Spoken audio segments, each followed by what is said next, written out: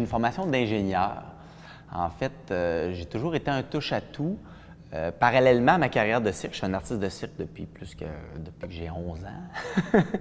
Puis j'ai toujours continué mes études, puis je m'intéressais aux mathématiques, à la physique, autant qu'aux arts, parce que pour moi, c'est de la résolution de problèmes, puis aussi de la recherche d'idées. Il y a un côté créatif aussi là-dedans.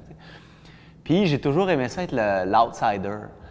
Donc j'ai fait des études en ingénierie, puis avec ma gang d'ingénieurs, j'étais le flyer artiste qui arrivait avec des idées weird. Puis avec la gang d'artistes, ben j'étais le flyer weird qui savait compter. Donc, j'ai toujours aimé ça, justement, être celui qui est comme, qui arrive d'un autre milieu. Donc, puis, après mes études, ben, j'ai toujours eu des projets artistiques vraiment intéressants qui fait que, finalement, je n'ai pas travaillé en ingénierie.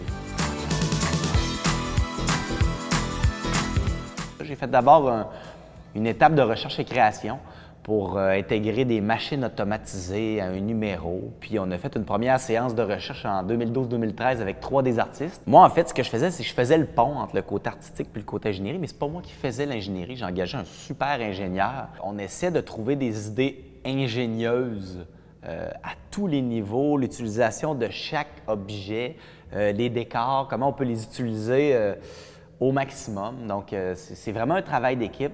Tout le monde est autour de la table à dessin, autant des artisans, des bricoleurs, que des gens qui ne parlent pas du tout, mais du tout le même langage. Bien, moi, j'aime ça les mettre à la même table et essayer de faire en sorte que tout le monde finisse par se comprendre.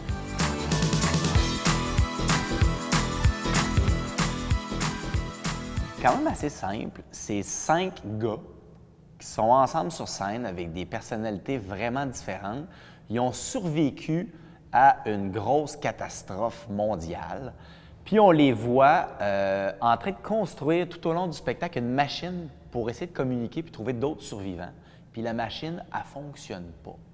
Donc, ils s'acharnent à toujours essayer de rajouter des trucs puis la construire. Puis on voit aussi leur relation avec la machine. On traite un peu du deuil, tu sais, du deuil de la vie qu'eux avaient avant, puis aussi du deuil qu'ils ont